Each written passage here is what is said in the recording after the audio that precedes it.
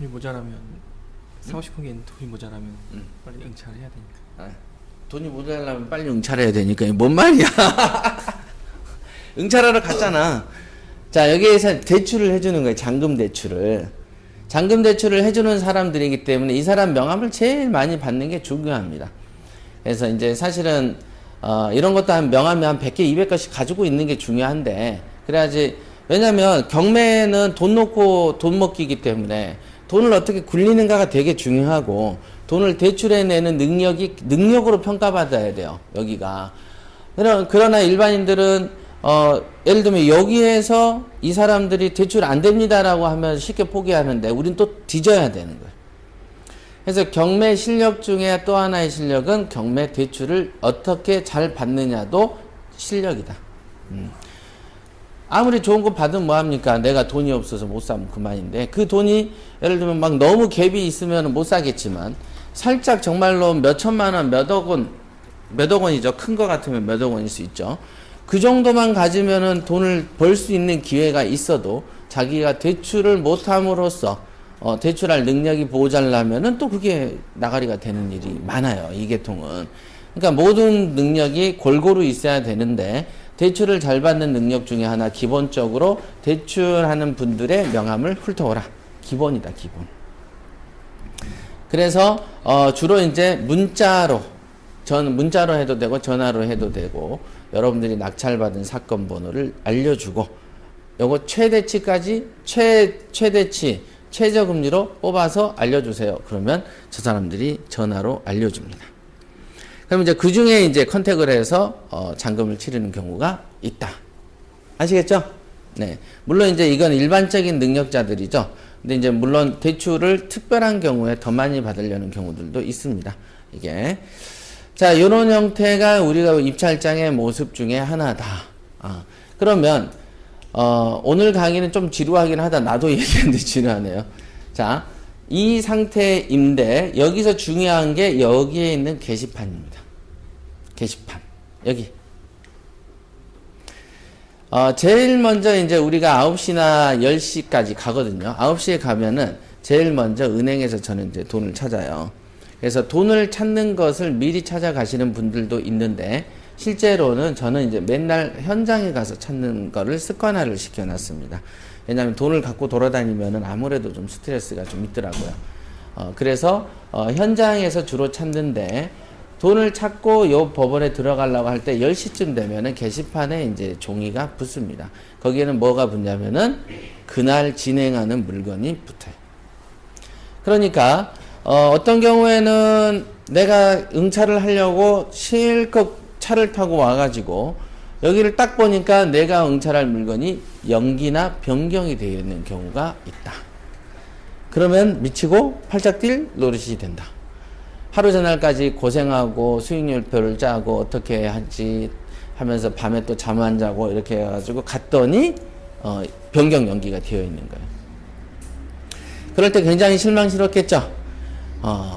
그러니까 이왕이면 변경 연기를 해줄 거면은 법원의 인터넷 홈페이지죠. 대법원 홈페이지에 한 4, 5일 전에라도 좀 게시를 해주면 좋겠죠.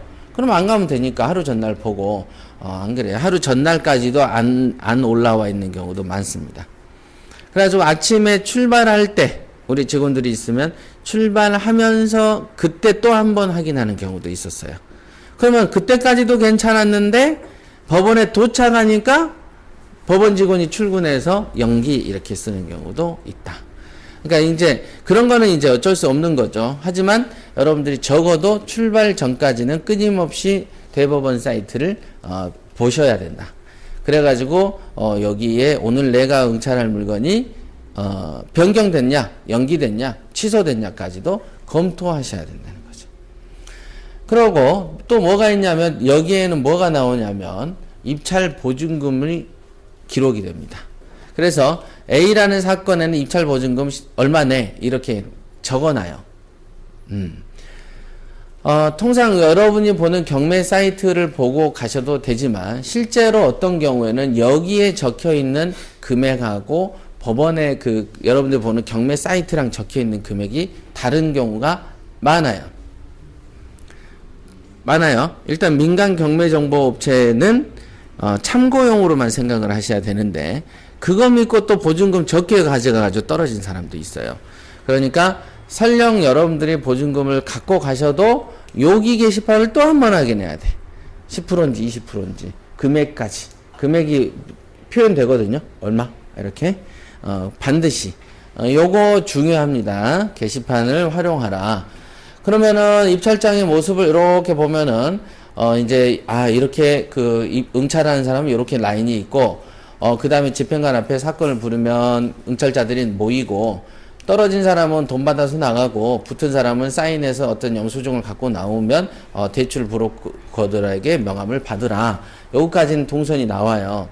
그 다음에 여기에는 응찰자들이 있고 그 다음에 무엇인가를 받아 적고 있는 사람들이 있는데 그게 이제 경매회사 직원들이고 받아 적는 사람은 경매 옥션 사이트의 직원들이고 그렇지 않은 사람은 이제 주로 컨설팅 업체의 직원들이 주로 경매 법정을 구성하고 있다.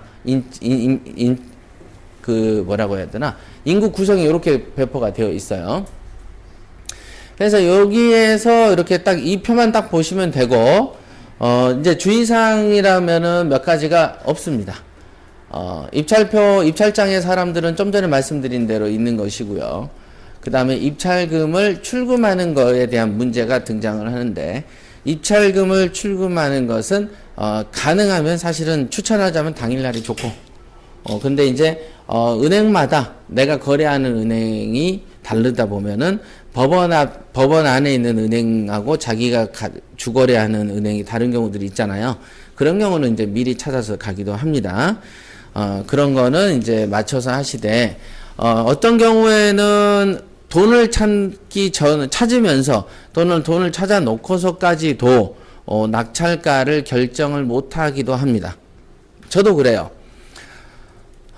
어떤 경우에는 내가 며칠 전부터 결정을 해놓고 이 이상은 주고도 안 쓸 거야 해놓고 그 금액을 결정해 놓는 경우도 있지만 통상 어떤 경우에는 정말 갈등 때리는 경우 있잖아요. 이걸 정말로 갖고 싶은데 얼마를 써야 될지 모르는 경우들이 있어요. 그래서 내가 타겟으로 했던 금액이 이걸 고집을 해야 될까 보다는 이걸 고집하지 않고 몇 천을 더 써서라도 갖고 싶은 마음이 있는 경우 있을 수 있겠네요. 그죠? 그 마음이 있다 보면은 당연하게 그 입찰 금액을 최후까지 끌고 갑니다. 최후까지. 그래가지고 제가 이제 돈을 찾을 때까지도 계속 생각을 하는 거야. 그 다음에 법원에서 입찰소로 야 직원한테 이제 갖고 와라고 하죠. 갖고 오라고 하면서도 계속 고민해. 그 다음에 쓸어 가자고 하면서도 고민해. 그 다음에 야 그 사업자 등록번호랑 뭐 이런 거 저거 다 적어 라고 하는 동안에도 고민해. 자 그 다음에 이제 칸만 딱 남겨놓은 거죠. 그래 놓고서는 얼마 쓸까? 이렇게 물어봐 또. 그럼 이제 회의를 하는 거예요. 직원들하고. 혼자 갈 때는 당연히 혼자 하겠지만은 이제 회사 저도 사업한 지 오래됐다 보니까 같이 활동하는 기간이 혼자 활동하는 기간보다 월등하게 많다 보니까 물어보죠. 얼마 썼으면 좋겠어? 그러면서 그때 일어나는 일이 다시 한번 조사 과정의 얘기를 리바이벌을 합니다. 그죠? 내가 이 물건을 왜 컨택을 했고 이 물건을 조사 과정에 다양한 에피소드들이 있었고 뭐가 있었고 시세는 어떤 식으로 조사가 됐었고 등등등을 종합적으로 복기를 또 합니다. 입찰 쓰기 전에. 그래서 복기를 다 하죠. 그 다음에 내 마음속을 다시 들여다봐. 그러면서 내가 이 물건을 얼마나 갖고 싶어 하는지를 지수를 매겨요. 그래서 내가 얼마나 갖고 싶지 이거를 마지막에 또 한번 생각을 해. 그래야 그 마음이 커야 많이 쓰죠. 그럴 거 아니겠어요. 그 마음이 없으면 뭐 이거 쓰고 말지 이런 게 있을 거고. 그래서 내 마음을 통상은 계속 관찰해 오겠죠. 그 물건을 만나면서 조사하면서 쭉 관찰을 합니다. 그러다가 이제 입찰 시기가 다가오면 더 고민을 하게 되죠. 그러다가 입찰표를 갖고 하루도 이틀은 더 고민을 해. 대출 얼마 나오지 고민 또 해. 그 다음에 또 당일날 아침에 출발하면서 차 안에서 또 고민해. 그 다음에 법원에서 아까 돈 찾고 나서 지금까지 또 고민을 하는 거예요. 그러니까 하나의 선을 갖고 있으면서도 저도 계속 고민해. 근데 법원에 가기 전에 지하철에서 나 얼마 써야지 하고 결정해버린 사람이 훨씬 많아. 뭘 고민을 안 하더만요. 고민은 계속 하는 거야. 계속. 그러면서 시험이 이제 다가와서 이제 막 제출하기 직전까지 이제 고민을 해. 왜? 1시간 안에 내가 후회할지 말지가 나오기 때문이죠. 그러니까 제가 늘 말할 때 1시간 있다가 후회할 건데요. 이런 얘기들을 습관적으로 하는 이유는 많은 경험에 의해서 나오는 거죠. 이 마음이 변화되는 게 얼마나 간사하게 변화되는지를 아셔야 돼. 그래서 제일 중요한 건 내가 떨어졌을 때 그림을 그려봐. 지금도 저희 기억나는 것은 옛날에 그런 거죠. 제가 어렸을 때 이제 저희 아버님한테 혼날 때, 지금도 기억나. A4지에 그렸어. 애기 때 그려가지고. 이렇게 딱 그려.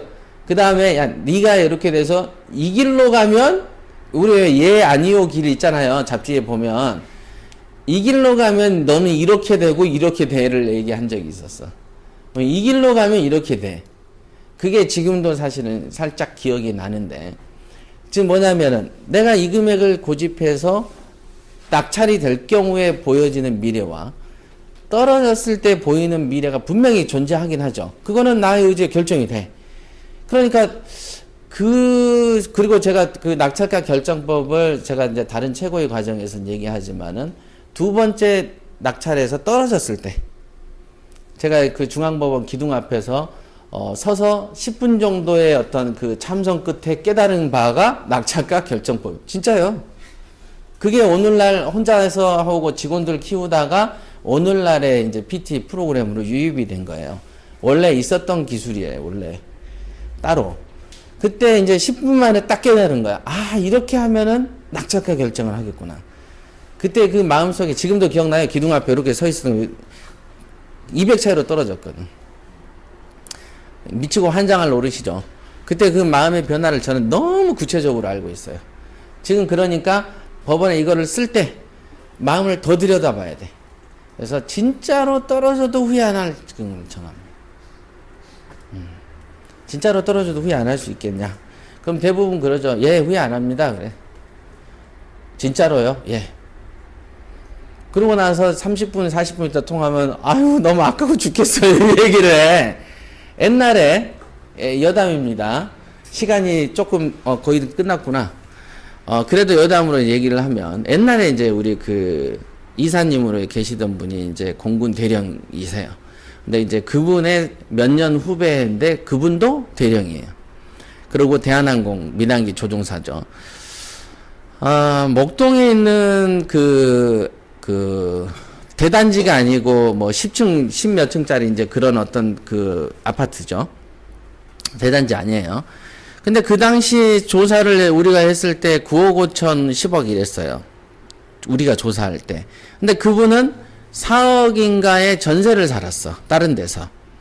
그래서 재테크도 하고 싶고, 하는 입장에서 온 거죠. 그러나 아시겠지만, 적진에 가서 용감하게 목숨까지 버려가면서 싸울 수 있는 사람이 군인인데, 그런 군인도 입찰가 결정할 때는 많이 나약해진다는 거. 이 전쟁 영웅하고 돈 버는 거하고 완전 다른 거예요. 돈 버는 배짱하고 전쟁 배짱은 다른, 싸움하는 배짱. 예를 들면 조직폭력배가 낙찰가를 잘 결정할까요? 안 그래. 이거는 이 간땡이랑 관련돼 있는데.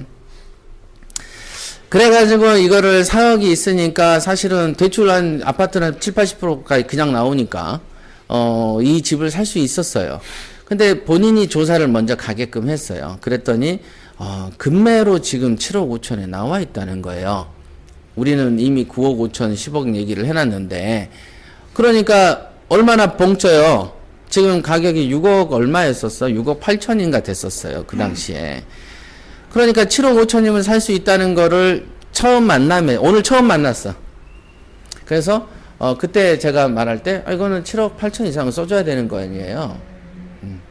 딱 보자마자 이렇게 어느 틀이 있거든요, 이게. 틀이 있어. 여러분들이 나무를 이렇게 베거나 할 때도 이게 어디에다가 칼을 집어넣으면 이게 나무가 이렇게 잘린지 알잖아요. 우리가 도끼질 할 때, 도끼를 질할 때 장작을 세워서 패요, 가로로 눕혀서 패요? 세워야지, 요렇게 패야지 쫙 갈라진 거 알잖아. 그런 것처럼 이게 가만히 보면은 이렇게 홈이 푹 패여 있는 부분이 있어. 이게 그러면 그 자리 연결해서 쇼부가 나 항상. 그러니까 이건 7억 8천 정도는 어느 정도 해줘야 되는데, 그러니까 이제 너무 많이 쓴 것 같다는 거지. 6억 얼마였던 거니까 너무 많이 쓰는 거 아니냐는 거죠. 왜냐하면 자기가 예를 들면 전세 4억을 사는 입장에서 최저가 대비해서 1억 가까이 쓰라고 하니까 이렇게 되는 거예요. 다른 사람들은 다 시세로 9억 주고 사는데 혼자서 7억 얼마 쓰는 거에 대해서 너무 많이 쓰는 거 아니냐 이러고 있는 거지. 그 동네 가면 다 9억 주고 사는데.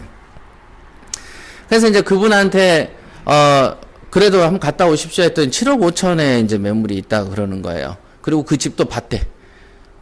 벙치는 거죠. 그래서 이제 그게 이제 제가 가끔 얘기하는 이제 허위 매물들이 되게 많아요, 부동산에는.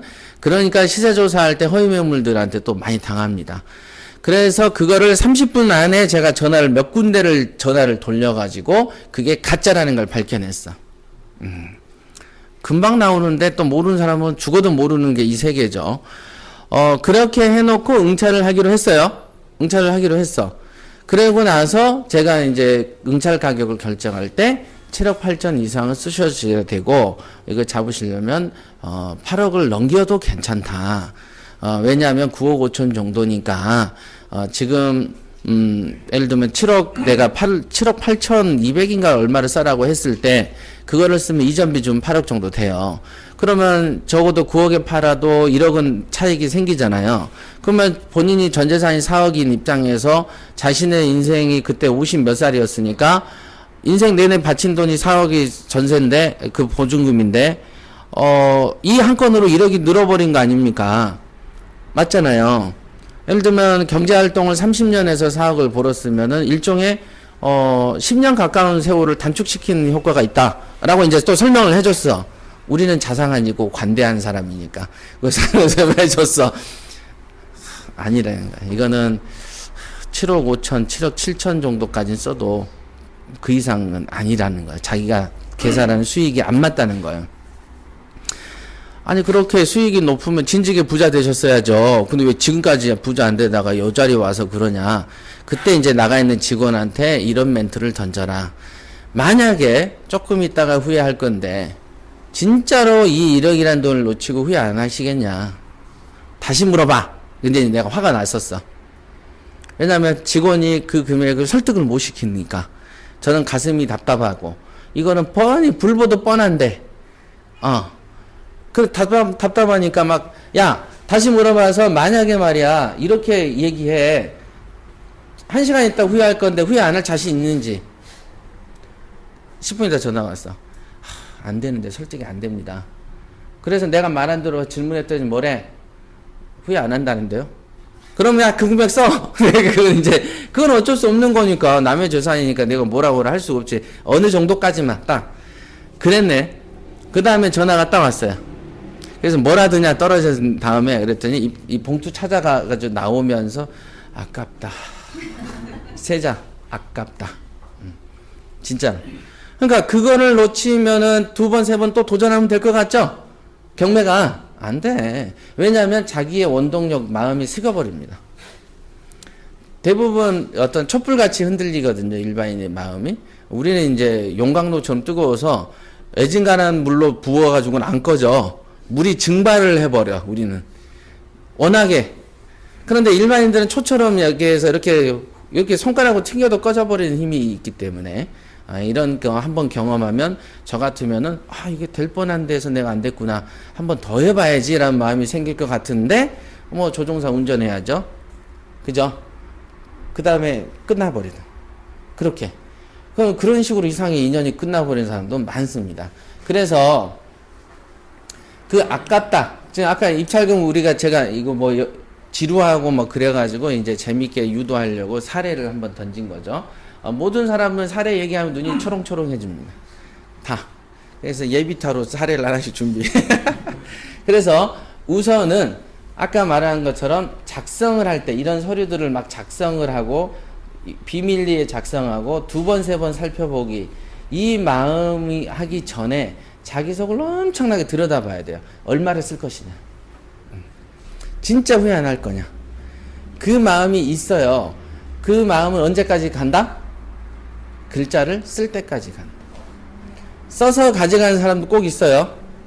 근데 그거를 알면서도 지적은 살짝 해주지만 뭐 크게 왜 그런가요? 귀담아 안 들으면 말 안 해주고 그냥 그렇게 그걸 능률이라고 표현하더만 그걸 자기가 써서 가면 능률, 효과 이렇게 표현하던데 그러면은 지금 말한 마음의 갈등이 있습니다. 이거를 잘 살펴보셔야 됩니다라는 경지를 주고도 맛보지 못하죠.